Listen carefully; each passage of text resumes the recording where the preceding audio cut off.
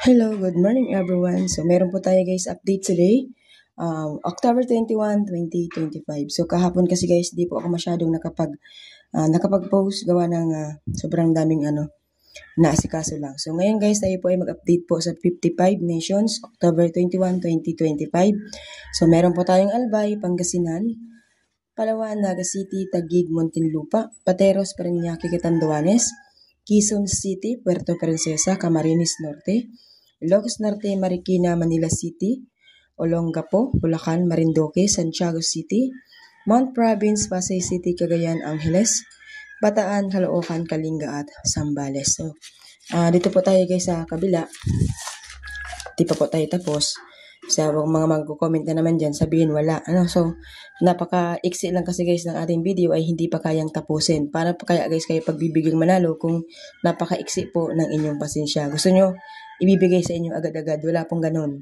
So, kailangan nyo po talagang hanapin at hintayin. So, madali naman po ang ating video. Hindi na po masyadong matagal. Kaya, hintayin.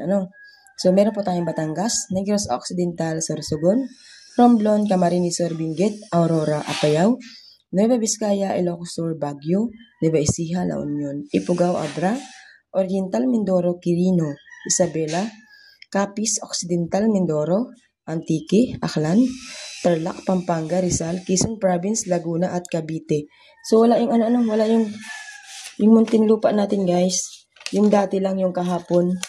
Kung nakita niyo yung kahapon, nasaan yung kahapon? Andito pala.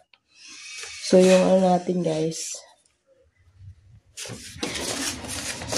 Yung Muntinlupa, yung kahapon guys, ayan Muntinlupa 17-7, 13-3. 17-7, 13-3. Still po yun ng Muntinlupa. So, ngayon na po nagkaroon ulit ng Muntinlupa ay mula ata ng isang araw.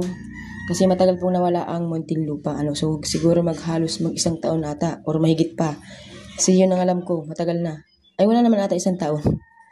Ayan, so, di ko alam kung bakit nakabalik na ngayon. Siguro naayos na yung problema, So, ulitin ko guys. Tatayaan po mula umaga hanggang gabi. Kahit po may lumabas yan na isa, huwag pong iiwanan yung numero na yon kasi pwede po yan bumalik. Dahil ang numero po ay pabalik-balik lamang, kaya huwag pong madismaya kapag lumabas sa umaga at hindi nyo natatayaan sa hapon. So tatayaan nyo pa rin para po guys, sure na tatamaan ninyo ang sumada.